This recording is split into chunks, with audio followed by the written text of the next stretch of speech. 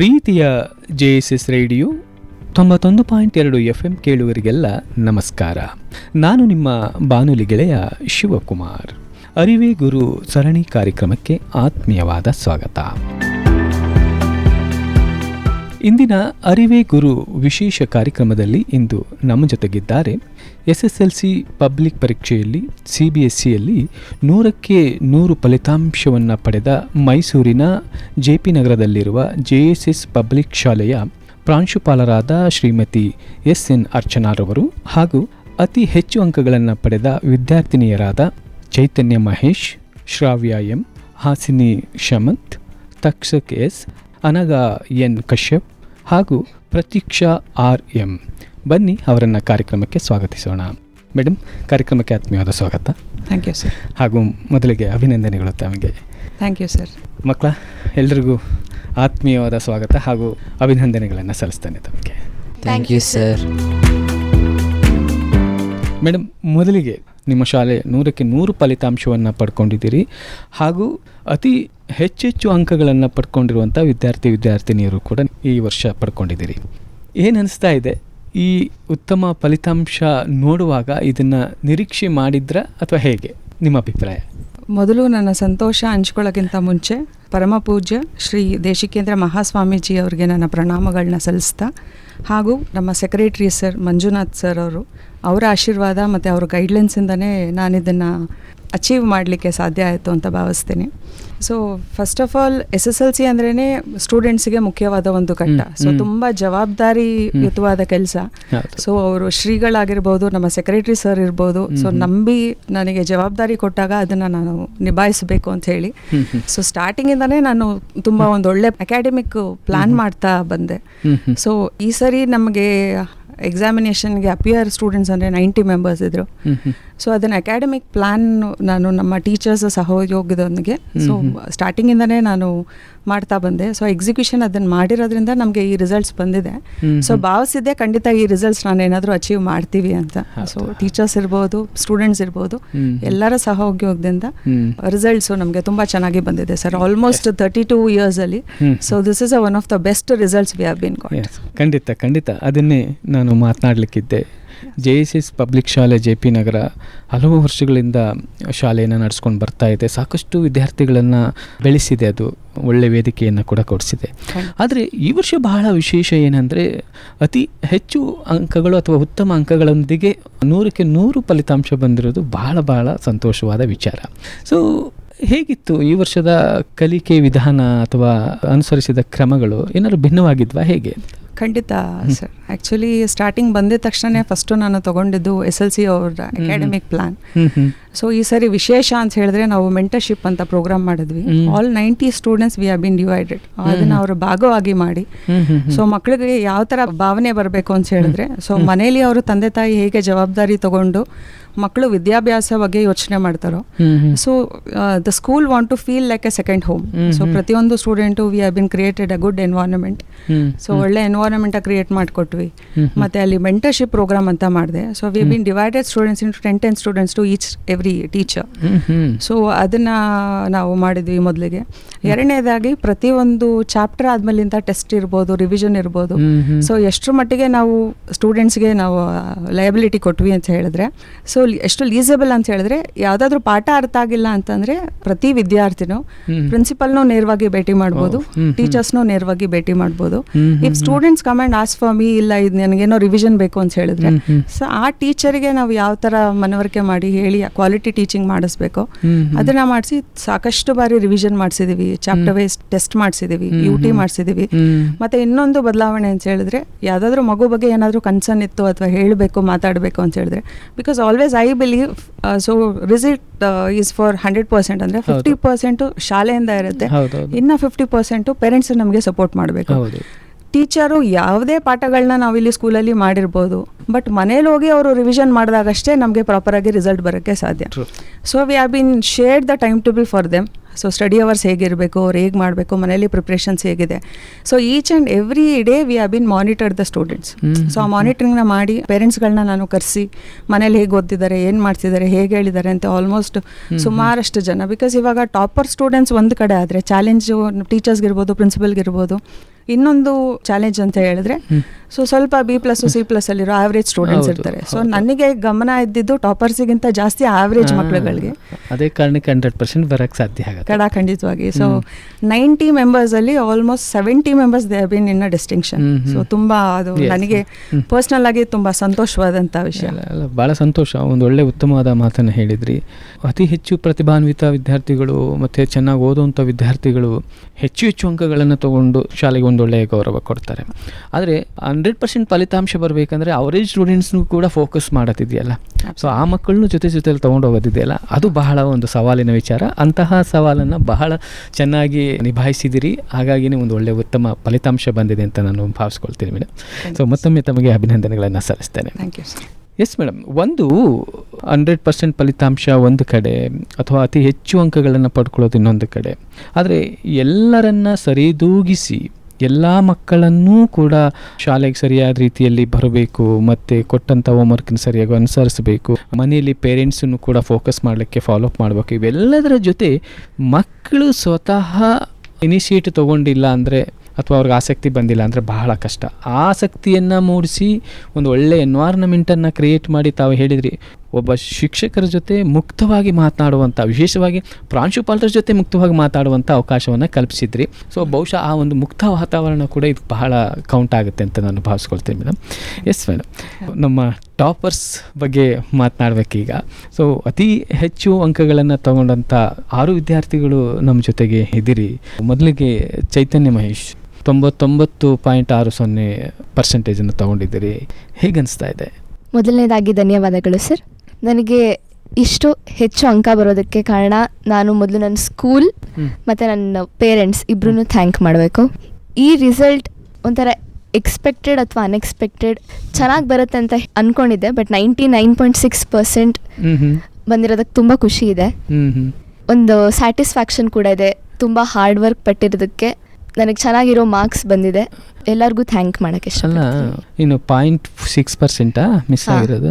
0.44 ಎಲ್ಲಿ miss ಆಗಿತ್ತದು? ಮ್ಯಾಥ್ಸಲ್ಲಿ miss ಆಗಿದೆ ಅಲ್ಲ, ಇನ್ನು ಉಳಿದದೆಲ್ಲ ಔಟ್ ಆಫ್ ತಗೊಂಡಿದ್ದೀರಿ. ಇದೆಲ್ಲ ಹೆಂಗೆ ಸಾಧ್ಯ? ಸಾಮಾನ್ಯವಾಗಿ ನಮ್ಮಂಥವ್ರಿಗೆ ಅನುಭವ ಇರೋದೇ ಪಾಸ್ ಆಗೋದು ಕಷ್ಟ ಅನ್ನೋ ವಿಚಾರದಲ್ಲಿ. ಸೊ ಆದರೆ ಔಟ್ ತೆಗಿಬೇಕು ಅನ್ನೋ ಆಸೆ ಅಂತೂ ಎಲ್ರಿಗೂ ಇರುತ್ತೆ, ಬಟ್ ಅದನ್ನು ತಲುಪೋದಿದೆಯಲ್ಲ ಅದು ಬಹಳ ಕಷ್ಟ. ಹೇಗೆ ಸಾಧ್ಯ ಆಯಿತು ಅಂತ? ಯಾವಾಗಲೂ ಸ್ಟೂಡೆಂಟ್ಸ್ ಓದುವಾಗ ಮ್ಯಾಥ್ಸ್, ಸೈನ್ಸ್ ಆ ಥರ ಸಬ್ಜೆಕ್ಟ್ಸ್ ಮೇಲೇ ಫೋಕಸ್ ಮಾಡ್ತಾ ಇರ್ತಾರೆ. ಆದರೆ ನಾನೇನು ಹೇಳ್ತೀನಿ ಅಂದರೆ ಪ್ರತಿಯೊಂದು ಸಬ್ಜೆಕ್ಟೂ ಫೋಕಸ್ ಮಾಡಬೇಕು. ಯಾಕಂದರೆ ನಮಗೆ ರಿಸಲ್ಟ್ ಬಂದಾಗ ಪ್ರತಿಯೊಂದು ಸಬ್ಜೆಕ್ಟಿಂದನೂ ಆ್ಯಡ್ ಆಗಿನೇ ಬರೋದು. ಈಸಿ ಸಬ್ಜೆಕ್ಟ್ಸ್ಗೂ ಅಷ್ಟೇ ಇಂಪಾರ್ಟೆನ್ಸ್ ಕೊಡಬೇಕು. ಪ್ರತಿಯೊಂದು ಸಬ್ಜೆಕ್ಟ್ನು ಇಷ್ಟಪಟ್ಟು ಓದಿದಾಗ ಕಷ್ಟ ಆಗೋದಿಲ್ಲ. ಇಷ್ಟ ಇರಬೇಕು, ಅದು ಬಹಳ ಮುಖ್ಯ. ಹೇಗೆ ಬರ್ಸ್ಕೊಳ್ಳೋದು ಇಷ್ಟ, ನಾನು ಅದ್ರ ಬಗ್ಗೆ ನಾನು ಮಾತನಾಡ್ತೀನಿ. ಆದರೆ ಅದಕ್ಕೆ ಮುಂಚೆ ನಾನು ಶ್ರಾವ್ಯನ ಮಾತಾಡಿಸ್ಬೇಕು. ಶ್ರಾವ್ಯ, ತಾವು ಕೂಡ 97.80% ಅಷ್ಟು ತೊಗೊಂಡಿದ್ದೀರಿ. ಸೊ ಇದು ಹೇಗೆ ಸಾಧ್ಯ ತಮಗೆ? Thank you so much sir. ನನಗೆ 97.8% ಬರೋದಕ್ಕೆ ನಾನು ಫಸ್ಟ್ ನನ್ನ ಸ್ಕೂಲವ್ರಿಗೆ ಥ್ಯಾಂಕ್ ಮಾಡ್ತೀನಿ, ನನ್ನ ಟೀಚರ್ಸ್ ಮತ್ತು ನಮ್ಮ ಪ್ರಿನ್ಸಿಪಲ್ ಮತ್ತು ನನ್ನ ಪೇರೆಂಟ್ಸೂ. ನಮ್ಮ ಟೀಚರ್ಸ್ ಎಲ್ಲ ಹೇಗೆ ಹೇಳ್ಕೊಡ್ತಿದ್ರು ಕ್ಲಾಸಲ್ಲಿ, ರಿವಿಷನ್, ಆಮೇಲೆ ಅವ್ರು ಮಾಡಿದಂಥ ಟೈಮ್ ಟೇಬಲ್ ಅವೆಲ್ಲ ಫಾಲೋ ಮಾಡಿ ನಾನು ಹಾರ್ಡ್ ವರ್ಕ್ ಮಾಡಿ ಈ ಪರ್ಸೆಂಟೇಜ್ ಕಳಿಸ್ಕೊಂಡಿದ್ದೀನಿ ಅಂತ ಹೇಳ್ಬೋದು. ನಿರೀಕ್ಷೆ ಮಾಡಿದ್ರಾ ಇಷ್ಟೊಂದು ಬರುತ್ತೆ ಅಂತ? ಇಲ್ಲ. ಹೇಗೆ ಬರೆದ್ರಿ, ಹೇಗಿತ್ತು ಅಂತ ತಮ್ಮ ಜೊತೆ ಕೇಳಬೇಕು ನಾನು. ಅದು ನಿಮ್ಮ ಕಿರಿಯರ್ಗೂ ಕೂಡ ಮಾರ್ಗದರ್ಶನ ಆಗಬೇಕು. ಆದರೆ ಅದಕ್ಕೆ ಮುಂಚೆ ನಾನು ಹಾಸಿದೆ, ಹೇಗನ್ನಿಸ್ತಾ ಇದೆ? 96.4% ತೊಗೊಂಡಿದ್ರಿ. ತುಂಬ ಖುಷಿ ಆಗ್ತಿದೆ ಸರ್. ನಿರೀಕ್ಷೆ ಮಾಡಿದ್ರಾ? 95 ಮೇಲೆ ಬರುತ್ತೆ ಅಂದ್ಕೊಂಡಿದ್ದೆ, 96 ಬಂದಿದೆ. ತುಂಬ ಖುಷಿ ಆಗ್ತಿದೆ ಸರ್. ನಾವು ನಿರೀಕ್ಷೆ ಮಾಡೋದಕ್ಕಿಂತ ಹೆಚ್ಚು ಬಂದರೆ ಭಾಳ ಖುಷಿ ಆಗುತ್ತೆ. ಹಾಂ, ಖಂಡಿತ. ಹೌದು, ಬಹುಶಃ ಅಂಥ ಒಂದು ಸಂದರ್ಭ ಇವತ್ತು ನಿಮಗೆ ಬಂದಿದೆ ಅಂತ. ಹೌದು ಸರ್. ಎಸ್, ಮತ್ತೊಮ್ಮೆ ಅಭಿನಂದನೆಗಳು ತಮಗೆ. Thank you sir. ತಕ್ಷಕ್ ನಮ್ಮ 5 ಜನ ಹುಡುಗಿಯರಿದ್ದಾರೆ, ತಾವು ಹುಡುಗ ಒಬ್ಬರೇ ಇದ್ದೀರಿ. ಭಾಳ ಸಂತೋಷ, ಒಬ್ಬರು ರೆಪ್ರೆಸೆಂಟ್ ಮಾಡಿದಿರಿ ಅಂತಲೇ ಭಾಳ ಖುಷಿ ಪಡಬೇಕು. ತಾವು ನಿರೀಕ್ಷೆ ಮಾಡಿದ್ರಾ ಈ ಫಲಿತಾಂಶವನ್ನು? ನಿರೀಕ್ಷೆ ಮಾಡಿದ್ದೆ ಸರ್. 95 ಬರುತ್ತೆ ಅಂತ ಅಂದ್ಕೊಂಡಿದ್ದೆ. ಏನಿಸ್ತಾ ಇದೆ? 5 ಜನ ಹುಡುಗಿರಲ್ಲಿ ತಾವು ಒಬ್ಬರು ಇಲ್ಲಿದ್ದೀರಿ, ಹೇಗೆ ಅನಿಸ್ತಾ ಇದೆ? ತುಂಬ ಖುಷಿನೂ ಆಗುತ್ತೆ ಮತ್ತು ಸ್ವಲ್ಪ ಬೇಜಾರಾಗುತ್ತೆ ಬೇರೆ ಬಾಯ್ಸ್ ಬಂದಿಲ್ಲ ಅಂತ. ಏನು ಕಾರಣ ಇರ್ಬೋದು ಅನಿಸುತ್ತೆ ತಕ್ಷಕ್? ಅಂದರೆ ಹುಡುಗಿರು ಹೆಚ್ಚು ಅಂಕಗಳನ್ನು ತೊಗೊಳಕ್ಕೆ ಸಾಧ್ಯತೆಗಳು ಹೆಚ್ಚು ಇದೆ, ತೊಗೊಳ್ತಾ ಇದ್ದಾರೆ. ಬಟ್ ಹುಡುಗರು ಅಷ್ಟೊಂದು ರೀಚ್ ಆಗಲಿಕ್ಕೆ ಸಾಧ್ಯ ಆಗ್ತಾ ಇಲ್ಲ. ಏನಾದ್ರು ಕಾರಣಗಳಿದೆ ಅನಿಸುತ್ತಾ? ಹುಡುಗಿರು ಡಿಸ್ಟ್ರಾಕ್ಷನ್ಸಿಂದ ದೂರ ಇರ್ತಾರೆ, ಮೇ ಬಿ. ಬಾಯ್ಸ್ ಡಿಸ್ಟ್ರಾಕ್ಟ್ ಜಾಸ್ತಿ ಆಗ್ತಾರೆ ಅನಿಸುತ್ತೆ ನನಗೆ. ಸಮಯ ವ್ಯರ್ಥ ಮಾಡುವಂಥದ್ದು ಹೆಚ್ಚಾಗ್ಬಿಡುತ್ತೆ, ಹೌದು. ಅಂದರೆ ಫೋಕಸ್ ಕಡಿಮೆ ಆಗುತ್ತೆ ಅಂತ. ಹೌದು, ಫೋಕಸ್ ಕಮ್ಮಿ ಆಗುತ್ತೆ, ಡಿಸ್ಟ್ರಾಕ್ಷನ್ಸ್ ಜಾಸ್ತಿ ಆಗುತ್ತೆ ಅಂತ. ಬಹುಶಃ ಮುಂದಿನ ವರ್ಷದಲ್ಲಿ ಇದನ್ನು ಉಲ್ಟಾ ಮಾಡ್ಬೋದಾ? ನಾವು ನಿಮ್ಮ ಜೂನಿಯರ್ಸ್ಗೆ ನೀವು ಮಾರ್ಗದರ್ಶನಗಳೆಲ್ಲ ನೀಡಿ ಮಾಡ್ಬೋದಾ? Yes, thank you. ಮತ್ತೊಮ್ಮೆ ಅಭಿನಂದನೆಗಳು ತಮಗೆ. Thank you sir. ನಾನು ಅನಘ ಎನ್ ಕಶ್ಯಪ್ ಅವ್ರಿಗೆ ಮಾತಾಡ್ತೀನಿ. ಅನಘ, ಹೇಗೆ ಅನಿಸ್ತಾ ಇದೆ? ತಾವು 95.60% ತಗೊಂಡು ಅತ್ಯುತ್ತಮ ಸ್ಥಾನದಲ್ಲಿದ್ದೀರಿ, ಹೇಗೆ ಅನಿಸ್ತಾ ಇದೆ? ಸರ್, ಮೊದಲನೇದಾಗಿ ಇಲ್ಲಿ ಮಾತಾಡೋಕ್ಕೆ ಆಪರ್ಚುನಿಟಿ ಕೊಟ್ಟರಲ್ಲ, ಧನ್ಯವಾದಗಳು. ಮತ್ತು ಈ ಹೈ ಸ್ಕೋರ್ ಬಂದಿದ್ದಕ್ಕೆ ನಾನು ಫಸ್ಟ್ ಆಫ್ ಆಲ್ ನಮ್ಮ ಟೀಚರ್ಸ್, ಪೇರೆಂಟ್ಸ್ ಯಾರ್ಯಾರೆಲ್ಲ ಸಪೋರ್ಟ್ ಮಾಡಿದ್ರು ಅವ್ರಿಗೆಲ್ಲ ಥ್ಯಾಂಕ್ಸ್ ಹೇಳಬೇಕು. ತುಂಬ ಖುಷಿ ಆಗ್ತಿದೆ. 95.6 ಬಂದಿರೋದು. ಎಕ್ಸ್ಪೆಕ್ಟೇಷನ್ಸ್ ಇತ್ತು 90 ಮೇಲೆ ಬರುತ್ತೆ ಅಂತ, ಬಟ್ ಅದನ್ನೇ ಹೋಪ್ಸ್ ಇತ್ತು ಸ್ಕೋರ್ ಅರೌಂಡ್ ಬರುತ್ತೆ ಅಂತ. ನನಗೆ ಖುಷಿ ಕೊಟ್ಟಿದ್ಯಾ ನಿಮಗೆ? ಸರ್, ಹೌದು. ಇದನ್ನು ಕೂಡ ಯಾರು ಸಾಧನೆ ಮಾಡೋಕ್ಕಾಗಲ್ಲ, ನೀವು 6 ಜನ ಮಾಡಿರೋದು. 90 ಜನರಲ್ಲಿ 6 ಜನ ಸಾಧನೆ ಮಾಡಿದ್ರಿ, ಬಹುಶಃ ಇದು ದೊಡ್ಡ ಸಾಧನೆಯೇ ಇದೆಲ್ಲ. ಎಸ್, ಪ್ರತೀಕ್ಷಾ 95.60 ಪಡ್ಕೊಂಡಿದ್ದೀರಿ, ಹೇಗೆ ಸಾಧ್ಯ? ಮೊದಲಿಗೆ ನಂಗೆ ಮಾತಾಡೋಕ್ಕೆ ಅವಕಾಶ ಕೊಟ್ಟಿದ್ದಕ್ಕೆ ಥ್ಯಾಂಕ್ ಯು. ನನಗೆ 95.6% ಬರೋಕ್ಕೆ ಕಾರಣ ಮೊದಲಿಗೆ ನಮ್ಮ ಸ್ಕೂಲು ಮತ್ತು ಪೇರೆಂಟ್ಸು ಅವ್ರ ಸಪೋರ್ಟಿಂದನೇ ಆಗಿದ್ದು, ಮತ್ತು ನನ್ನ ಹಾರ್ಡ್ ವರ್ಕು ಪೇ ಆಫ್ ಆಗಿದೆ ಅಂತ ಅನಿಸುತ್ತೆ. ಮತ್ತು ನನಗೆ ತುಂಬ ಖುಷಿ ಇದೆ ಇಷ್ಟು ಪರ್ಸೆಂಟೇಜ್ ಬಂದಿರೋದು. ಮೊದಲಿಗೆ ನಾನು ಸ್ಕೂಲ್ ಮತ್ತು ಪೇರೆಂಟ್ಸ್ಗೆ ಥ್ಯಾಂಕ್ ಮಾಡಬೇಕು. ಖಂಡಿತ. ಯಾಕಂದರೆ ನಿಮ್ಮ ಶ್ರಮದ ಜೊತೆ ಶಿಕ್ಷಕರು ಮತ್ತು ಪೋಷಕರ ಪಾತ್ರ ಅತ್ಯಂತ ಹೆಚ್ಚು. ಶಾಲೆಯಲ್ಲಿ ಶಿಕ್ಷಕರು ಸರಿಯಾದ ರೀತಿಯಲ್ಲಿ ಪಾಠಗಳನ್ನು, ಮಾರ್ಗದರ್ಶನಗಳನ್ನು ನೀಡಿದರೆ, ಮನೆಯಲ್ಲಿ ಪೋಷಕರು ನಿಮಗೆ ಬೆಂಬಲ ನೀಡಿದಾಗ ಮಾತ್ರ ಈ ರೀತಿಯ ಒಂದು ಫಲಿತಾಂಶ ಬರಲಿಕ್ಕೆ ಸಾಧ್ಯ. ಬಹುಶಃ ತಮ್ಮ ಫಲಿತಾಂಶ ತಮ್ಮ ಪೋಷಕರ ಶ್ರಮ, ಶಿಕ್ಷಕರ ಶ್ರಮ, ಆಡಳಿತ ಮಂಡಳಿಯ ಶ್ರಮ ಮೂರೂ ಕೂಡ ಕಾಣಿಸುತ್ತೆ. ಮತ್ತೊಮ್ಮೆ ತಮಗೆ ಅಭಿನಂದನೆಗಳು. ಚೈತನ್ಯ, ಸೊ ನಮ್ಮ ತಕ್ಷ ಕೇಳಿದ್ರು ಹುಡುಗರಲ್ಲಿ ಸಾಕಷ್ಟು ಡಿಸ್ಟ್ರಾಕ್ಷನ್ಸ್ ಹೆಚ್ಚಿರುತ್ತೆ, ಬಹುಶಃ ಆ ಕಾರಣಕ್ಕೆ ಫಲಿತಾಂಶಗಳು ಈ ರೀತಿ ಕಡಿಮೆ ಇರುತ್ತೆ ಅಂತ. ಆದರೆ ಇಂಥ ಡಿಸ್ಟ್ರಾಕ್ಷನ್ಸ್ ಎಲ್ಲನೂ ಹೇಗೆ ತಾವು ಓವರ್ಕಮ್ ಮಾಡ್ತೀರಿ? ಸೊ ವಿಶೇಷವಾಗಿ ಹೆಣ್ಮಕ್ಳು ಮಾಡ್ತಾರೆ, ಬಟ್ ತಮಗೂ ಆಸೆ ಆಕಾಂಕ್ಷೆಗಳು, ಹೊರಗಡೆ ಹೋಗಬೇಕು, ಫಂಕ್ಷನ್ ಅಟೆಂಡ್ ಮಾಡಬೇಕು, ಆಟ ಆಡಬೇಕು, ಎಲ್ಲವೂ ಆಸೆಗಳು ಇದ್ದೇ ಇರುತ್ತೆ, ಪ್ರತಿಯೊಬ್ಬರಿಗೂ ಇರುತ್ತೆ. ಆದರೆ ಅಂಥ ಸಂದರ್ಭದಲ್ಲೂ ತಾವು ತಮ್ಮ ಬೇರೆ ಬೇರೆ ಆಲೋಚನೆಗಳನ್ನು ಕಟ್ಟಿಟ್ಟು ಒಂದು ಉತ್ತಮವಾದ ವಾತಾವರಣವನ್ನು ತಾವೇ ಕಲ್ಪಿಸ್ಕೊಂಡು, ಅಂದರೆ ಡಿಸ್ಟ್ರಾಕ್ಷನ್ ಆಗೋದನ್ನು ಅವಾಯ್ಡ್ ಮಾಡಿ ತಮಗೆ ತಾವೇ ಸರಿಪಡಿಸ್ಕೊಳ್ಳೋದಿದೆಯಲ್ಲ, ಅದು ಬಹಳ ಮುಖ್ಯ ಆಗುತ್ತೆ. ಬೇರೆಯವರು ಹೇಳಿ ಸರಿಪಡಿಸ್ಕೊಳ್ಳೋದು ಒಂದು ಭಾಗ, ಆದರೆ ತಮ್ಮನ್ನು ತಾವೇ ರೂಪಿಸ್ಕೊಳ್ಳೋದಿದೆಯಲ್ಲ, ಅದು ಬಹಳ ಮುಖ್ಯ ಆಗುತ್ತೆ. ಅಂಥ ಕೆಲಸವನ್ನು ತಾವು ಹೇಗೆ ಮಾಡಿದ್ರೆ? ತಮಗೆ ಹೊರಗಡೆ ಆಟ ಆಡಬೇಕು, ಫಂಕ್ಷನ್ ಅಟೆಂಡ್ ಮಾಡಬೇಕು ಅಂತ ಇರಲಿಲ್ವಾ? ಅಥವಾ ಅದೆಲ್ಲ ಮಾಡಿಯೂ ಕೂಡ ಈ ಫಲಿತಾಂಶ ಬಂದಿದೆಯಾ, ಹೇಗೆ? ಹುಡುಗ ಹುಡುಗಿ ಇಬ್ರಿಗೂ ಸೇಮ್ ಡಿಸ್ಟ್ರಾಕ್ಷನ್ಸ್ ಇರುತ್ತೆ, ಆದರೆ ಅವ್ರು ಅದನ್ನೇ ಹೇಗೆ ಓವರ್ಕಮ್ ಮಾಡ್ತಾರೆ ಅನ್ನೋದು ಮುಖ್ಯ ಆಗುತ್ತೆ. ನಮಗೆ ಡಿಸ್ಟ್ರಾಕ್ಷನ್ಸ್ ಮೇನಾಗಿ ಆಗೋದು ಈಗ ಅಂದರೆ ಮೊಬೈಲ್ ಫೋನ್ಸ್, ಅದು ಬಿಟ್ಟರೆ ಫ್ರೆಂಡ್ಸಿಂದ. ನಾವು ನಮ್ಮ ಫ್ರೆಂಡ್ ಸರ್ಕಲ್ನ ಹೇಗೆ ಚೂಸ್ ಮಾಡ್ತೀವಿ ಅದು ತುಂಬ ಮ್ಯಾಟರ್ ಆಗುತ್ತೆ. ಮತ್ತು ಡಿಸ್ಟ್ರಾಕ್ಷನ್ಸ್ ಕಾನ್ಸ್ಟೆಂಟಾಗಿ ಆಗ್ತಾ ಇರುತ್ತೆ, ಬಟ್ ಆ ಡಿಸ್ಟ್ರಾಕ್ಷನ್ಸ್ ಮಧ್ಯೆನೂ ನಾವು ಏನನ್ನು ಜಾಸ್ತಿ ಫೋಕಸ್ ಮಾಡಬೇಕು ಅನ್ನೋದನ್ನ ನೋಡ್ಕೋಬೇಕು. ನಮಗೆ ಕೆಲವೊಂದು ಹಾಬೀಸ್ ಇರುತ್ತೆ, ಅದನ್ನು ಕಾನ್ಸ್ಟೆಂಟಾಗಿ ಯಾವ್ಯಾವಾಗ ಫ್ರೀ ಟೈಮ್ ಇರುತ್ತೆ ಆಗ ಫಾಲೋ ಮಾಡಿದ್ರೆ ಮೇನ್ ಟೈಮಲ್ಲಿ ನಾವು ಓದೋದಕ್ಕೆ ಜಾಸ್ತಿ ಕಾನ್ಸಂಟ್ರೇಷನ್ ಬರುತ್ತೆ. ಯಾವಾಗಲೂ ಓದ್ತಾ ಇದ್ರೆ ಬೋರ್ ಆಗೋದು ಅಥವಾ ಬೇರೆ ಇದಕ್ಕೆ ಡಿಸ್ಟ್ರಾಕ್ಟ್ ಆಗೋದು ಜಾಸ್ತಿ ಆಗ್ತಾ ಇರುತ್ತೆ. ಬಟ್ ನಮ್ಮ ಹಾಬೀಸ್ನೂ ಫಾಲೋ ಮಾಡ್ತಾ ಇದ್ರೆ, ಫ್ಯಾಮಿಲಿ ಫ್ರೆಂಡ್ಸ್ ಜೊತೆನೂ ಸ್ವಲ್ಪ ಕ್ವಾಲಿಟಿ ಟೈಮ್ನ ಸ್ಪೆಂಡ್ ಮಾಡಿದಾಗ ನಮ್ಗೆ ಓದೋದಕ್ಕೆ ಜಾಸ್ತಿ ಕಾನ್ಸಂಟ್ರೇಷನ್ ಬರುತ್ತೆ. ಅದ್ರ ಜೊತೆಗೆ ಮುಖ್ಯವಾಗಿ ಫೋನ್ ನಮ್ಗೆ ಎಷ್ಟು ಯೂಸ್ಫುಲ್ ಇದೆಯೋ ಅಷ್ಟೇ ಅದರಿಂದ ಡಿಸ್ಅಡ್ವಾಂಟೇಜಸ್ಗಳು ಕೂಡ ಇದೆ. ಫೋನ್ ನಮ್ಮ ದಿನದಲ್ಲಿ ಇಷ್ಟು ಟೈಮ್ನ ಫೋನ್ ಯೂಸ್ ಮಾಡಬೇಕು ಅಂತ ನಾವು ಸೆಟ್ ಮಾಡಿಕೊಂಡ್ರೆ ಅದರಿಂದ ಜಾಸ್ತಿ ಯೂಸ್ ಆಗುತ್ತೆ. ನಾವೇನೋ ಸ್ಟಡೀಸ್ಗೋಸ್ಕರ ಫೋನ್ ಎತ್ಕೊಂಡ್ರೆ ಸ್ಟಡೀಸ್ಗಿಂತ ಹೆಚ್ಚಾಗಿ ಬೇರೆನ, ಅದ್ರ ಜೊತೆಗೆ ಸೋಷಿಯಲ್ ಮೀಡಿಯಾ ಅಕೌಂಟ್ಸ್, ಅದರಿಂದ ದೂರ ಇರೋದು ಒಳ್ಳೆಯದು. ಈ ರೀತಿ ನಾವು ಡಿಸ್ಟ್ರಾಕ್ಷನ್ಸ್ನ ಓವರ್ಕಮ್ ಮಾಡ್ಬೋದು. ಎಸ್, ಭಾಳ ಸಂತೋಷ. ಯಾಕಂದರೆ ಇವತ್ತಿಗೆ ಬೇಕಾಗಿರೋದೇ ಇದು, ನಮ್ಮನ್ನು ಅಡ್ಡದಾರಿಗೆ ಹಿಡಿಸುವಂಥದ್ದು, ಡಿಸ್ಟ್ರಾಕ್ಷನ್ ಮಾಡುವಂಥದ್ದು ಈ ಫೋನು. ಆ ಫೋನನ್ನು ಒಳ್ಳೆಯದಕ್ಕಾಗಿ, ನಮ್ಮ ಒಳಿತಿಗಾಗಿ ಬಳಸ್ಕೊಂಡಾಗ ಈ ಥರದೊಂದು ಫಲಿತಾಂಶ ಬರುತ್ತೆ. ಸೊ ಅದರಿಂದೇ ಹೋದರೆ ಅದು ಸಾಕಷ್ಟು ಕವಲುಗಳನ್ನು ಕೊಡುತ್ತೆ, ಡಿಸ್ಟ್ರಾಕ್ಷನ್ಸ್ ಮಾಡುತ್ತೆ. ಒಂದನ್ನ ಆನ್ ಮಾಡಿದ್ರೆ, ಒಂದು ರೀಲ್ಸನ್ನು ಆನ್ ಮಾಡಿದ್ರೆ ಇನ್ನೊಂದು ರೀಲ್ಸ್ ಕನೆಕ್ಟ್ ಆಗ್ತಾ ಹೋಗುತ್ತೆ. ಸೊ ಅದರಿಂದ ನೀವು ಹೋದರೆ ಈ ಫಲಿತಾಂಶ ಬರಲಿಕ್ಕೆ ಸಾಧ್ಯ ಇಲ್ಲ. ಹಾಗಾಗಿ ಅದು ನಮ್ಮ ಕಂಟ್ರೋಲಲ್ಲಿ ಇರಬೇಕು. ಜೊತೆಗೆ ನಮಗೆ ಏನು ಅವಶ್ಯಕತೆ ಇದೆ ಅದನ್ನು ಪಡ್ಕೊಂಡು ಅದನ್ನು ಪಕ್ಕದಲ್ಲಿ ಇಟ್ಬಿಟ್ಟು ಓದಿದ್ರೆ ಈ ಒಂದು ಒಳ್ಳೆಯ ಫಲಿತಾಂಶವನ್ನು ಪಡ್ಕೊಳ್ಳಿಕ್ಕೆ ಸಾಧ್ಯ ಆಗುತ್ತೆ ಅಂತ. ಎಸ್, ಶ್ರಾವ್ಯ, ಹೀಗೆ ನಿಮ್ಮ ದಿನನಿತ್ಯದ ದಿನಚರಿ ಹೇಗಿತ್ತು? ಓದಲಿಕ್ಕೆ ಯಾವ ರೀತಿ ಸಮಯ ಮಾಡ್ಕೊಳ್ತಾ ಇದ್ರಿ? ಇನ್ನು ಬೇರೆ ಚಟುವಟಿಕೆಗಳಿಗೆ ಹೇಗೆ ಸಮಯ ಮಾಡ್ಕೊಳ್ತಾ ಇದ್ರಿ? ಹೇಗಿತ್ತು ನಿಮ್ಮ ಟೈಮ್ ಟೇಬಲ್? ನಾನು ಬೆಳಿಗ್ಗೆ ಎದ್ದ ತಕ್ಷಣ ಬೆಳಗ್ಗೆ ಹೊತ್ತು ಹೋಗ್ತಾ ಇರಲಿಲ್ಲ ನಾನು. ಸೊ 7:30 ಹಂಗೆ ಎದ್ದೇಳ್ತಾ ಇದ್ದೆ, ಸ್ಕೂಲ್ಗೆ ಹೋಗ್ತಾ ಇದ್ದೆ. ಸ್ಕೂಲಿಂದ ಬಂದು ಸ್ವಲ್ಪ ರಿಲ್ಯಾಕ್ಸ್ ಮಾಡ್ತಾ ಇದ್ದೆ. ಅಂದರೆ ಸ್ಕೂಲಲ್ಲೆಲ್ಲ ಓದಿರ್ತೀನಿ, ಮತ್ತೆ ಸ್ಕೂಲಿಂದ ಬಂದ ತಕ್ಷಣ ಓದೋ ಕೂತೆ ಫುಲ್ ಏನೂ ಅರ್ಥ ಆಗಲ್ಲ.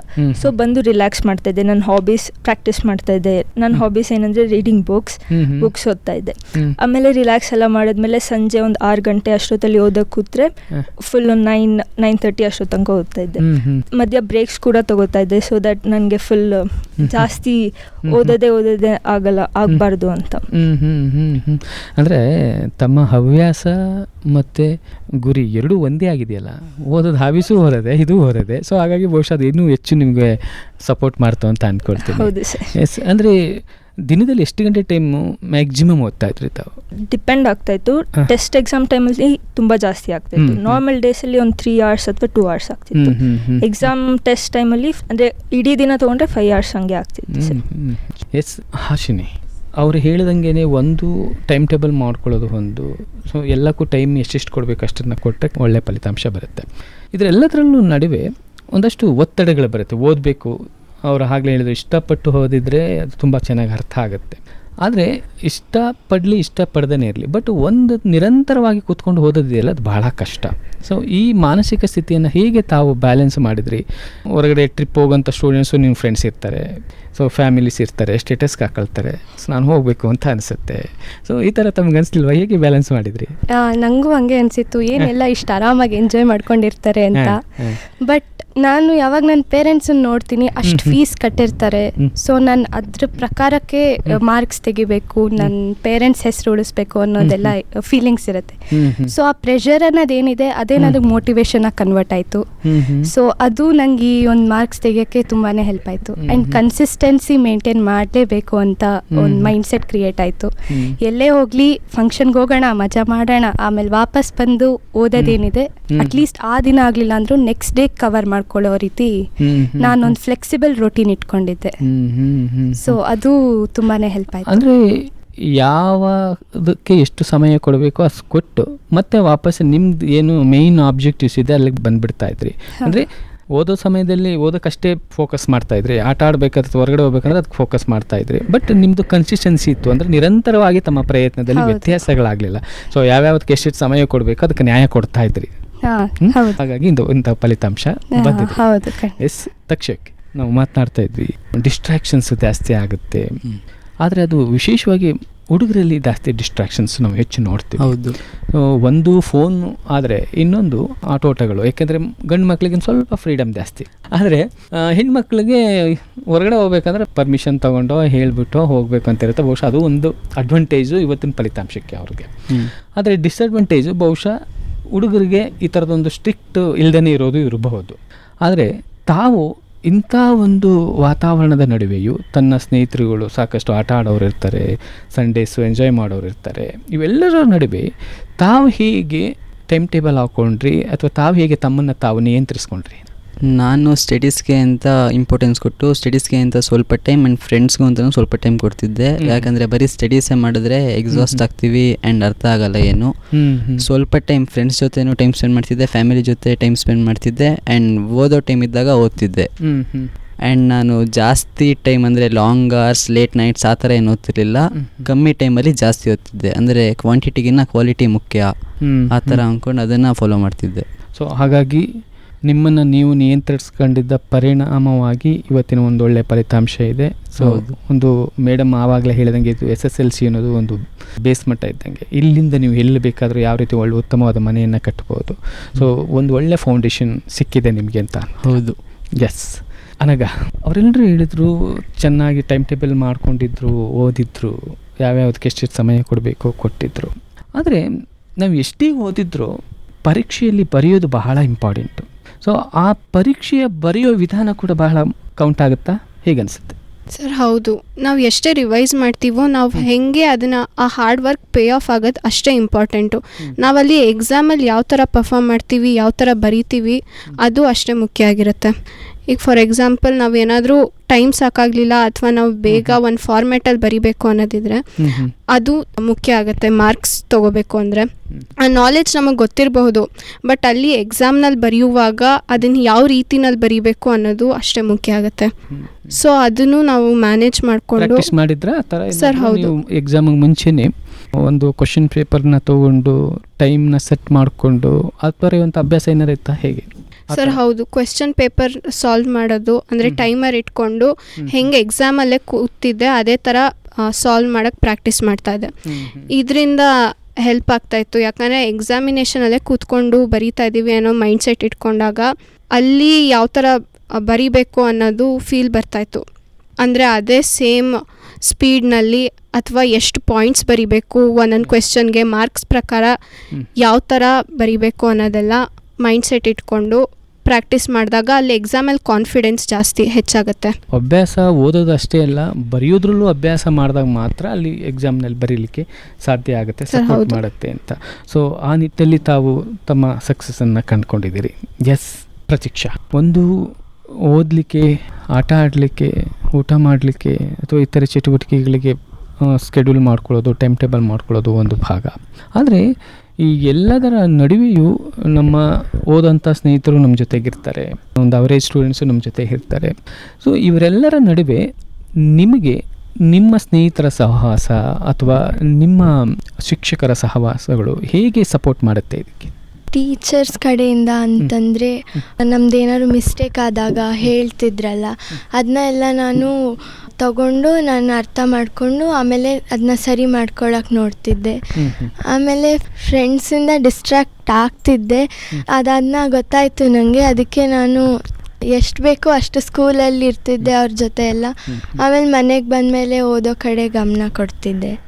ಅಂದರೆ ನಾವು ಮಾಡ್ಕೊಳ್ಳುವಂಥ ಸ್ನೇಹಿತರು ಅಥವಾ ನಾವು ಅನುಸರಿಸುವಂಥ ಶಿಕ್ಷಕರು ಇವು ಕೂಡ ಕೌಂಟ್ ಆಗುತ್ತೆ. ಅಂದರೆ ಒಬ್ಬ ಸ್ನೇಹಿತನಿಂದ ಡಿಸ್ಟ್ರಾಕ್ಷನ್ಸ್ ಜಾಸ್ತಿ ಆಗ್ತಾ ಇದೆ ಅಂದಾಗ ಅದನ್ನು ಬಿಟ್ಟು ಒಂದು ಒಳ್ಳೆ ಸ್ನೇಹಿತರು ಅಥವಾ ಒಂದು ಒಳ್ಳೆ ಅಭ್ಯಾಸ ಇರುವಂಥ ಸ್ನೇಹಿತರನ್ನ ಮಾಡಿಕೊಂಡ್ರೆ ಅಥವಾ ಒಂದು ಒಳ್ಳೆ ಶಿಕ್ಷಕರ ಮಾರ್ಗದರ್ಶನವನ್ನು ಪಡ್ಕೊಂಡ್ರೆ ಬಹುಶಃ ನಮ್ಮ ಒಂದು ಗುರಿಯನ್ನು ತಲುಪಲಿಕ್ಕೆ ಸಾಧ್ಯ ಆಗುತ್ತೆ ಅಂತ. ಸೊ ಆ ನಿಟ್ಟಿನಲ್ಲಿ ತಮ್ಮನ್ನು ತಾವು ಸ್ಕೆಡ್ಯೂಲ್ ಮಾಡಿಕೊಂಡು ತಾವು ಯಾವ ಸ್ನೇಹಿತರನ್ನ ಮಾಡ್ಕೊಬೇಕು ಅಥವಾ ಯಾವ ಶಿಕ್ಷಕರ ಮಾರ್ಗದರ್ಶನ ಪಡ್ಕೊಳ್ಬೇಕು ಇವೆಲ್ಲ ಪಡ್ಕೊಂಡು ಒಂದು ಒಳ್ಳೆಯ ಫಲಿತಾಂಶವನ್ನು ತಗೊಂಡಿದ್ದೀರಿ.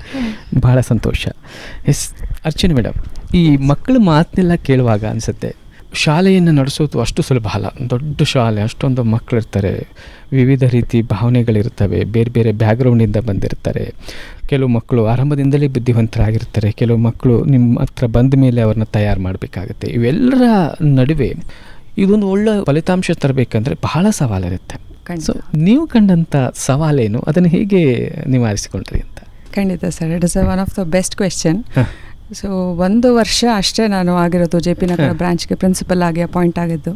ಸೊ ಸ್ಟಾರ್ಟಿಂಗ್ ಅಪಾಯಿಂಟ್ಮೆಂಟ್ ಟೈಮಲ್ಲಿ ಒಂದಷ್ಟು ನನಗೆ ಗೈಡ್ಲೈನ್ಸ್ ಕೊಟ್ಟಿದ್ದು ನಮ್ಮ ಸೆಕ್ರೆಟರಿ ಮಂಜುನಾಥ್ ಸರ್ ಅವರು.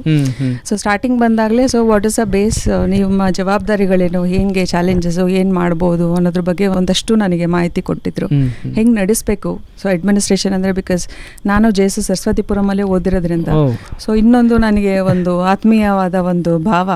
ಸೊ ದೊಡ್ಡ ಜವಾಬ್ದಾರಿ ನಾನು ಚೆನ್ನಾಗಿ ನಿಭಾಯಿಸಬೇಕು ಅನ್ನೋ ಒಂದು ಮೋಟಿವೇಶನ್ ಕೂಡ ಇತ್ತು. ಸೊ ಸ್ಟಾರ್ಟಿಂಗ್ ಬಂದಾಗ ಇಲ್ಲಿ ಕೆಲವೊಂದೆಲ್ಲ ಚೇಂಜಸ್ಸು ಏನು ಅಕಾಡೆಮಿಕ್ ಇದೆ ಅಥವಾ ಬೇರೆ ಏನೋ ಪ್ಲಾನ್ಸು ಬೇರೆ ಎಲ್ಲ ನಾವು ಸ್ವಲ್ಪ ಸ್ಟ್ರಿಕ್ಟಾಗಿ ರೂಲ್ಸ್ ರೆಗ್ಯುಲೇಷನ್ಸ್ ಮಾಡಿದಾಗ ಆಬ್ವಿಯಸ್ಲಿ ಟೀಚರ್ಸ್ ಇರ್ಬೋದು, ಸ್ಟೂಡೆಂಟ್ಸ್ ಇರ್ಬೋದು, ಡಿಸ್ಟ್ರಾಕ್ಟ್ ಆಗೇ ಆಡ್ತಾರೆ. ಸೊ ಇದನ್ನ ಹೆಂಗೆ ಅಂದರೆ ಫಸ್ಟು ನಾವು ಈಗ ಮಕ್ಕಳಿಗೆ ಮನವರಿಕೆ ಮಾಡಿಕೊಡ್ಬೇಕು. ಸೊ ಇದನ್ನ ಏನು ಮಾಡ್ತಿದ್ದೀವಿ ನಾವು, ಅದನ್ನು ಒಳ್ಳೇದಕ್ಕೋಸ್ಕರ ಮಾಡ್ತಿದ್ದೀವಿ ಅಂತ.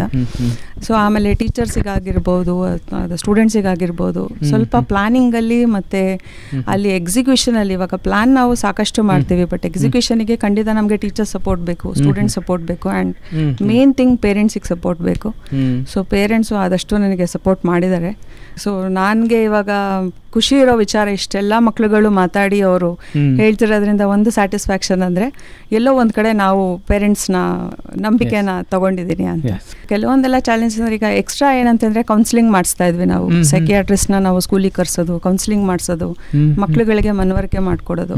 ಈಗ ಇಲ್ಲಿ ನಮ್ಮೊಬ್ರು ಸ್ಟೂಡೆಂಟ್ ಹೇಳಿದ್ರು ಡಿಸ್ಟ್ರಾಕ್ಷನ್ ಮಧ್ಯ ಆಗ್ತಾ ಇದೆ ಬಟ್ ಆಮೇಲೆ ಎಚ್ಚರಿಕೆ ಇತ್ತು ಅಂತಂದರೆ ಸೊ ಅಲ್ಲೇ ನಾವು ಅಬ್ಸರ್ವ್ ಮಾಡಿ so we want to keep the students environment very calm and safety.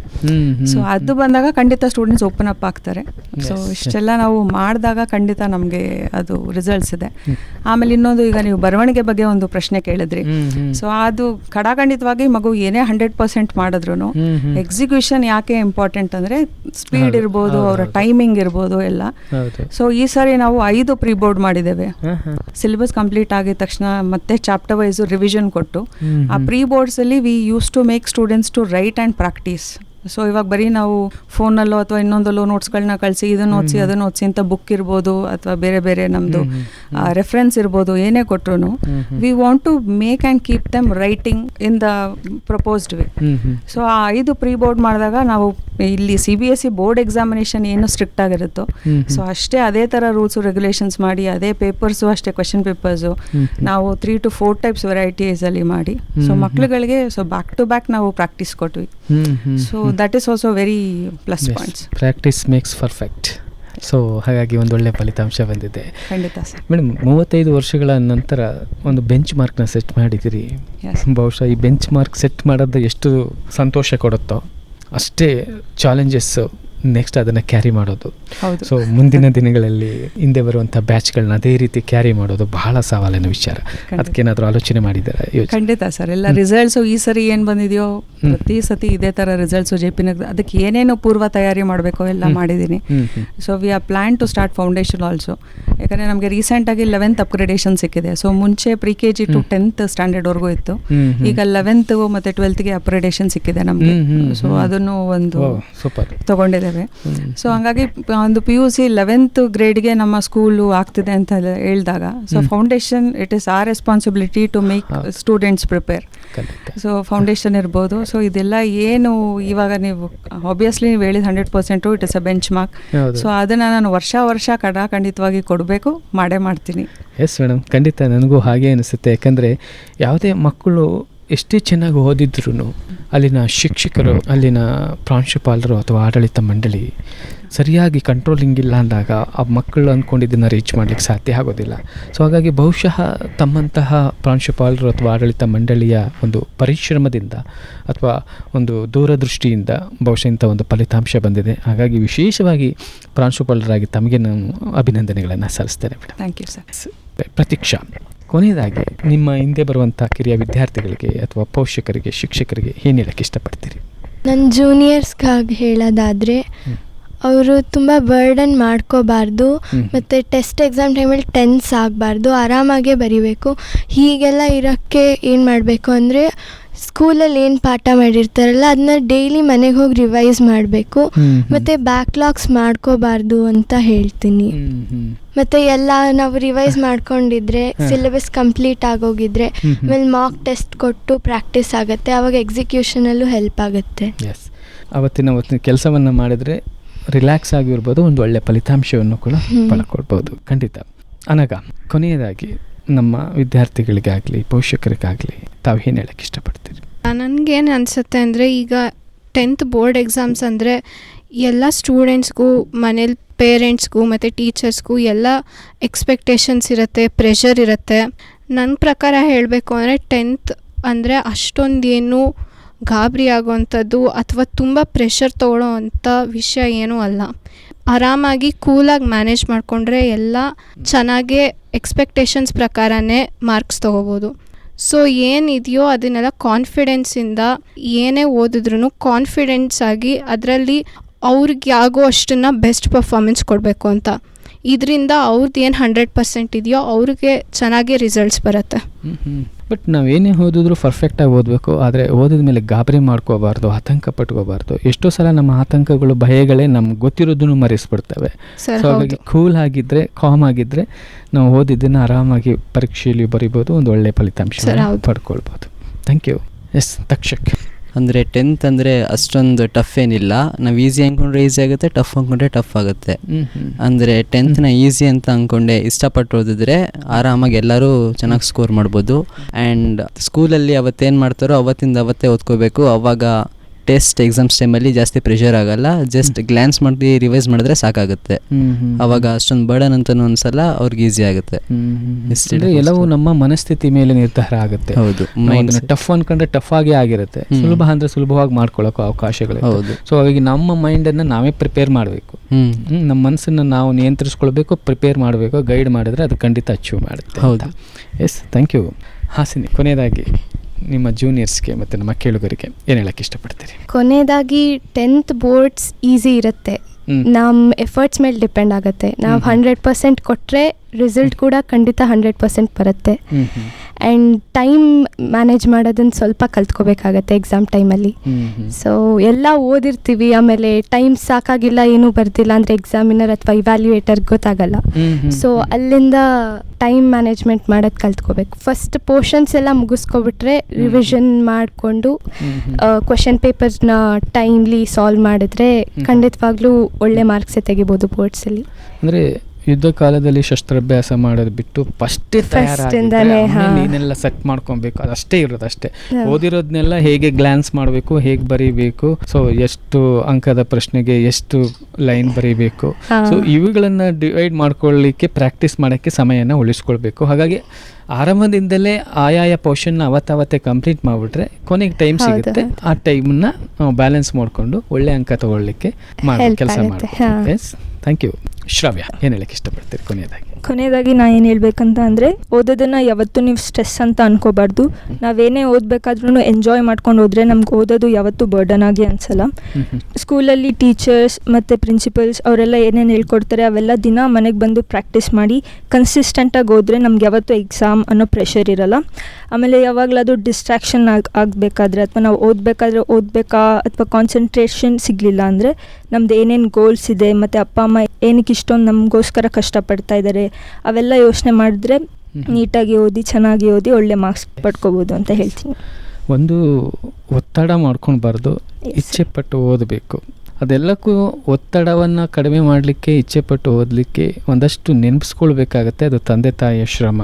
S, ಅದೆಲ್ಲಕ್ಕಿಂತ ಮಿಗಿಲಾಗಿ ನೀವು ತಂದೆ ತಾಯಿಗೇನು ಕೊಡೋರು ಪರವಾಗಿಲ್ಲ, ನೀನು ಸ್ಟ್ಯಾಂಡ್ ಆಗಬೇಕು ಅಂದರೆ, ನೀನು ಒಂದು ಒಳ್ಳೆ ಗುರಿ ತಲುಪಬೇಕು ಅಂದಾಗ ಬಹುಶಃ ನಾನು ಏನು ಮಾಡಬೇಕು ಅನ್ನೋದನ್ನು ಇವಾಗಿಂದ ನಿರ್ಧಾರ ಮಾಡಬೇಕಾಗುತ್ತೆ. ಅದನ್ನು ಇಷ್ಟವಾಗಿ ಕನ್ವರ್ಟ್ ಮಾಡಿಕೊಂಡ್ರೆ ಬಹುಶಃ ಕಷ್ಟವಾಗಿರೋದನ್ನು ಈ ರೀತಿ ಸಾಧನೆ ಮಾಡಲಿಕ್ಕೆ ಸಾಧ್ಯತೆ ಇದೆ ಅನ್ನೋದನ್ನು ತಾವು ಹೇಳ್ತಾ ಇದ್ರಿ. ಎಸ್, ಚೈತನ್ಯ, ಕೊನೆಯದಾಗಿ ನಾನು ನನ್ನ ಜೂನಿಯರ್ಸ್ಗೆ ಏನು ಹೇಳಕ್ಕೆ ಇಷ್ಟಪಡ್ತೀನಿ ಅಂದರೆ, 10th ಬೋರ್ಡ್ ಎಕ್ಸಾಮ್ ಅಂತ ಬಂದಾಗ ನಮಗೆ ನಾವು ಚೆನ್ನಾಗಿ ತೆಗಿಬೇಕು ಅನ್ನೋ ಪ್ರೆಷರ್ ಎಷ್ಟಿರುತ್ತೋ ಅದೇ ರೀತಿ ಎಲ್ಲರಿಂದನೂ ನಮ್ಮ ಮೇಲೆ ಎಕ್ಸ್ಪೆಕ್ಟೇಷನ್ಸ್ ಇರುತ್ತೆ. ಆ ಎಕ್ಸ್ಪೆಕ್ಟೇಷನ್ಸ್ನ ಪ್ರೆಷರಾಗಿ ತೊಗೊಳ್ದೆ ಮೋಟಿವೇಶನಾಗಿ ತೊಗೊಂಡು ನಿಮ್ಮ 10th ನೀವು ಸಕ್ಸೀಡ್ ಆಗಿ ಅಂತ ಹೇಳೋಕ್ಕೆ ಇಷ್ಟಪಡ್ತೀನಿ. ಅದ್ರ ಜೊತೆಗೆ ನಿಮ್ಮ ಸ್ಕೂಲ್ ಪ್ರಿನ್ಸಿಪಲ್, ಟೀಚರ್ಸ್ ನಿಮ್ಗೆ ಏನೇನು ಗೈಡ್ಲೈನ್ಸ್ ಕೊಟ್ಟಿರ್ತಾರೋ ಅದನ್ನೆಲ್ಲ ನೀಟಾಗಿ ಫಾಲೋ ಮಾಡಿ ಅದರಿಂದ ಆದಷ್ಟು ಹೆಚ್ಚು ಉಪಯೋಗ ಪಡ್ಕೊಳ್ಳಿ ಅಂತ ಹೇಳೋಕ್ಕೆ ಇಷ್ಟಪಡ್ತೀನಿ. ಅದ್ರ ಜೊತೆಗೆ ಕನ್ಸಿಸ್ಟೆಂಟಾಗಿ ಓದಿ, ಯಾವತ್ತೂ ನೀವು ಓದಬೇಕಾಗಿರೋದನ್ನ ಕಷ್ಟಪಟ್ಟು ಓದಬೇಡಿ, ಸ್ಟಡಿಯಿಂಗ್ನ ಎಂಜಾಯ್ ಮಾಡ್ಕೊಂಡು ಓದಬೇಕು. ಮತ್ತು ಎಲ್ಲದಕ್ಕಿಂತ ಮುಖ್ಯವಾಗಿ ಎಕ್ಸಾಮಲ್ಲಿ ಹೇಗೆ ಪ್ರೆಸೆಂಟ್ ಮಾಡಬೇಕು ಆನ್ಸರ್ಸ್ ಅನ್ನೋದ್ರ ಬಗ್ಗೆ ಜಾಸ್ತಿ ಇಂಪಾರ್ಟೆನ್ಸ್ ಕೊಡಿ ಅಂತ ಹೇಳ್ತೀನಿ. Thank you. ಬಹಳ ಸಂತೋಷ ಆದ ವಿಚಾರ ಏನಂದರೆ, ತಾವೆಲ್ಲರೂ ಮೋರ್ ದೆನ್ 95% ತೆಗೆದಿರೋರೆ ಇಲ್ಲಿ. ಸೊ ತಾವು 100%ಗೆ ಹೋಗಿದ್ದೀರಿ. ಔಟ್ ತೊಗೊಳ್ಳೋದು ಅಷ್ಟು ಸುಲಭ ಅಲ್ಲ. ಅವರು ಒಬ್ಬರು ಇವ್ಯಾಲ್ಯೂಯೇಟರ್ ಮನಸ್ಥಿತಿ ಹೇಗಿರುತ್ತೆ ಅಂತ ಗೊತ್ತಿರೋದಿಲ್ಲ. ಆದರೆ ಇದಕ್ಕೆ ಸಾಕಷ್ಟು ತಯಾರಿ ಅಂತೂ ಇರಬೇಕು. ಯಾವ ಪ್ರಶ್ನೆಗಳಿಗೆ ಎಷ್ಟು ಲೈನ್ಸ್ ಇರಬೇಕು, ಎಷ್ಟು ಅಂಕಗಳಿಗೆ ಎಷ್ಟು ಪ್ರಮಾಣದಲ್ಲಿ ನಾವು ಬರೀಬೇಕು, ಇವೆಲ್ಲವೂ ಗೊತ್ತಿದ್ದಾಗ ಮಾತ್ರ ಸಾಧ್ಯ. ಆದರೆ ಅದು ಗೊತ್ತಾಗಬೇಕಂತಂದರೆ ನಾವು ಪ್ರಾಕ್ಟೀಸ್ ಮಾಡಲೇಬೇಕು. ಸುಮ್ಮನೆ ನಾನೇನೋ ಓದಿದೆ ಹೋಗಿ ಬರದೆ ಖಂಡಿತವಾಗ್ಲೂ ಅದು ಆಗೋಕ್ಕಿಲ್ಲ. ಆದರೆ ಒಂದು ಕೊನೆಯ ಪ್ರಶ್ನೆ, ತಮ್ಮ ಈ ಫಲಿತಾಂಶ ನೋಡಿದಾಗ ತಕ್ಷಣಕ್ಕೆ ನಮಗೆ ಗಮನಕ್ಕೆ ಬರೋದು, ಇವ್ರೇನು ಓದೋದು ಬಿಟ್ಟು ಬೇರೆ ಏನೂ ಮಾಡ್ತಿರ್ಲಿಲ್ವಾ ಅಂತ ಅನಿಸುತ್ತೆ. ಸಾಮಾನ್ಯ ಏನೂ ಇಲ್ವಾ? ನಿಜನದು? ಇಲ್ಲ, ಅದು ಖಂಡಿತವಾಗ್ಲೂ ಸುಳ್ಳು. ನಾವು ಬರೀ ಓದ್ತಾನೆ ಇದ್ದರೆ ನಿಜವಾಗ್ಲೂ ಹೇಳ್ತೀನಿ, ಈ ಫಲಿತಾಂಶ ಖಂಡಿತವಾಗ್ಲೂ ಬರಲ್ಲ. ನಾವು ಓದೋದ್ರ ಜೊತೆಗೆ ನಮ್ಮ ಹವ್ಯಾಸಗಳನ್ನು ಕೂಡ ಹಾಗೆ ಪಾಲಿಸ್ಕೊಂಡು ಬರಬೇಕು. ನಮ್ಮ ಫ್ರೆಂಡ್ಸ್, ಫ್ಯಾಮಿಲಿಯವ್ರ ಜೊತೆಗೂ ಕ್ವಾಲಿಟಿ ಟೈಮ್ ಸ್ಪೆಂಡ್ ಮಾಡಬೇಕು. ಮುಖ್ಯವಾಗಿ ನಾವು ನಮ್ಮ ಫಿಸಿಕಲ್ ಹೆಲ್ತ್ನ ಮೇಂಟೈನ್ ಮಾಡ್ಕೊಂಡು ಹೋಗಬೇಕು. ನಾವು ಫಿಟ್ಟಾಗಿದ್ದರೆ ತಾನೇ ನಾವು ನೀಟಾಗಿ ಓದೋಕ್ಕೆ ಸಾಧ್ಯ.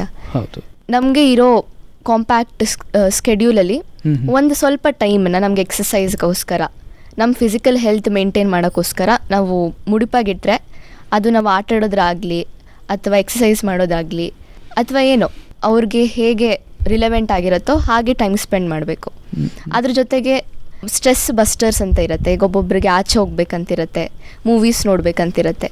ಅದೆಲ್ಲದಕ್ಕೂ ಟೈಮ್ ಡಿವೈಡ್ ಮಾಡಿಕೊಂಡ್ರೆ ಮಾತ್ರ ನಾವು ಚೆನ್ನಾಗಿ ಓದಿ ಎಕ್ಸಾಮ್ಸಲ್ಲಿ ಚೆನ್ನಾಗಿ ಪರ್ಫಾರ್ಮ್ ಮಾಡ್ಬೋದು. ಖಂಡಿತ ಬಹಳ ಉತ್ತಮವಾದ ಸಂದೇಶ ಇದು. ಕೇವಲ ವಿದ್ಯಾರ್ಥಿಗಳಿಗಲ್ಲ, ಇವನ್ ಎಲ್ಲ ಪೇರೆಂಟ್ಸ್ಗೂ ಕೂಡ ಉತ್ತಮವಾದ ಸಂದೇಶ. ದೇಹಕ್ಕೂ ಮನಸ್ಸಿಗೂ ಸಂಪರ್ಕ ಸರಿ ಇರಬೇಕಂದ್ರೆ ಸೊ ಇವೆರಡನ್ನು ಬ್ಯಾಲೆನ್ಸ್ ಮಾಡೋದನ್ನು ಕಲ್ತ್ಕೊಂಡಾಗ ಉತ್ತಮವಾದ ಒಂದು ಆರೋಗ್ಯವನ್ನು ಕಾಪಾಡ್ಕೊಳ್ಳಿಕ್ಕೆ ಸಾಧ್ಯ, ಹಾಗೆ ಅಚೀವ್ ಮಾಡಲಿಕ್ಕೂ ಕೂಡ ಸಾಧ್ಯ. ಅಂಥ ಉತ್ತಮವಾದ ಒಂದು ಸಂದೇಶವನ್ನು ನೀಡಿದಿರಿ. ಧನ್ಯವಾದಗಳು. Thank you sir. ಮೇಡಮ್, ಕೊನೆಯದಾಗಿ ನಮ್ಮ ಕೇಳುಗರಿಗೆ ಹಾಗೂ ಪೋಷಕರಿಗೆ ಏನು ಟೇಕ್ ಹೋಮ್ ಮೆಸೇಜ್ ಕೊಡ್ಲಿಕ್ಕೆ ಇಷ್ಟಪಡ್ತೀರಿ? ಸೊ ಸಾಕಷ್ಟು ನಮ್ಮ ವಿದ್ಯಾರ್ಥಿಗಳೇ ಸುಮಾರಷ್ಟು ಅವರ ಎಕ್ಸ್ಪೀರಿಯನ್ಸ್ನೇ ಹೇಳಿದ್ದಾರೆ. ಸೊ ಒಂದು ಮನವಿ ಅಂದರೆ ದಯವಿಟ್ಟು ಮಕ್ಕಳುಗಳಿಗೆ ಪ್ರೆಷರೈಸ್ ಮಾಡಬೇಡಿ.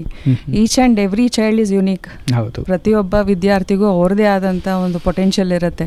ಸೊ ಮಕ್ಕಳುಗಳಿಗೆ ತುಂಬ ಸ್ಟ್ರೆಸ್ ಮಾಡಬೇಡಿ. ಸೊ ಸ್ಟ್ರೆಸ್ ಬದಲಾಗಿ ಅವ್ರಿಗೆ ಒಂದು ಒಳ್ಳೆ ವಾತಾವರಣ ಕ್ರಿಯೇಟ್ ಮಾಡಿಕೊಟ್ರೆ each and every child definitely they can procure A good result.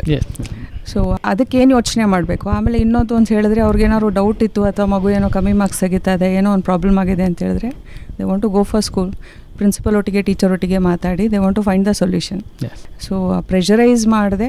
So ಎಲ್ಲ ನಮ್ಮ ಮಕ್ಕಳುಗಳು ಹೇಗೆ ಈಗ ಅವರ ಎಕ್ಸ್ಪೀರಿಯನ್ಸ್ನ ಅವರು ಶೇರ್ ಮಾಡಿದಾರೋ ಸೊ ಆ ಟಿಪ್ಸನ್ನು ಖಂಡಿತ ಫಾಲೋ ಮಾಡಬೇಕು. ಎಲ್ಲರಿಗೂ ಒಳ್ಳೆಯದಾಗಲಿ ಅಂತ ಆಶಿಸ್ತೇನೆ. Thank you madam. ಧನ್ಯವಾದಗಳು ಮೇಡಮ್. ಕಾರ್ಯಕ್ರಮದಲ್ಲಿ ಭಾಗಿಯಾಗಿ ತಮ್ಮ ಎಲ್ಲ ಅನುಭವಗಳನ್ನು ಹಂಚಿಕೊಂಡ್ರಿ. ಈ ಫಲಿತಾಂಶಕ್ಕೆ ಕಾರಣವಾದಂಥ ಹಲವು ವಿಚಾರಗಳನ್ನು ಹಂಚಿಕೊಂಡ್ರಿ. ಇದು ಖಂಡಿತವಾಗ್ಲೂ ನಮ್ಮ ಕೇಳುಗರಿಗೆ, ಪೋಷಕರಿಗೆ ಹಾಗೂ ಇತರೆ ವಿದ್ಯಾರ್ಥಿಗಳಿಗೂ ಕೂಡ ಒಂದು ಒಳ್ಳೆಯ ಮೆಸೇಜ್ ಆಗಿರುತ್ತೆ ಅಂತ ನಾನು ಭಾವಿಸ್ಕೊಳ್ತೇನೆ ಮೇಡಮ್. ಕಾರ್ಯಕ್ರಮದಲ್ಲಿ ಭಾಗಿಯಾಗಿದ್ದಕ್ಕಾಗಿ, ತಮ್ಮ ಎಲ್ಲ ಅನುಭವಗಳನ್ನು ಹಂಚಿಕೊಂಡಿದ್ದಕ್ಕಾಗಿ ಎಲ್ಲ ಕೇಳುಗರ ಪರವಾಗಿ ಹೃತ್ಪೂರ್ವಕ ಧನ್ಯವಾದಗಳು madam. Thank you for giving me the opportunity and for our students, sir. Thank you so much. Yes, thank you. Thank you thank you sir. Thank you. ಶ್ರೋತೃಗಳೇ, ಇಷ್ಟೊತ್ತು ತಾವು ಕೇಳ್ತಾ ಇದ್ರಿ SSLC ಪಬ್ಲಿಕ್ ಪರೀಕ್ಷೆಯಲ್ಲಿ 100ಕ್ಕೆ 100 ಫಲಿತಾಂಶ ಪಡೆದ ಮೈಸೂರಿನ JP ನಗರದಲ್ಲಿರುವ JSS ಪಬ್ಲಿಕ್ ಶಾಲೆಯ ಪ್ರಾಂಶುಪಾಲರಾದಂತಹ ಶ್ರೀಮತಿ SN ಅರ್ಚನಾ ಹಾಗೂ ಅತಿ ಹೆಚ್ಚು ಅಂಕಗಳನ್ನು ಪಡೆದಂತಹ ಕುಮಾರಿ ಚೈತನ್ಯ ಮಹೇಶ್, ಶ್ರಾವ್ಯ M, Hasini Shamanth, ತಕ್ಷಕ್, ಅನಗ N Kashyap, Pratiksha RM ಇವರ ಜೊತೆಗಿನ ಸಂದರ್ಶನ ಕಾರ್ಯಕ್ರಮ. ಇದು ಇವತ್ತಿನ ಸಂದರ್ಶನ ಕಾರ್ಯಕ್ರಮ. ಮತ್ತೊಂದು ಕಾರ್ಯಕ್ರಮ ಜೊತೆ ತಮ್ಮನ್ನು ಭೇಟಿ ಆಗ್ತೀನಿ. ಅಲ್ಲಿವರೆಗೂ ನಮಸ್ಕಾರ.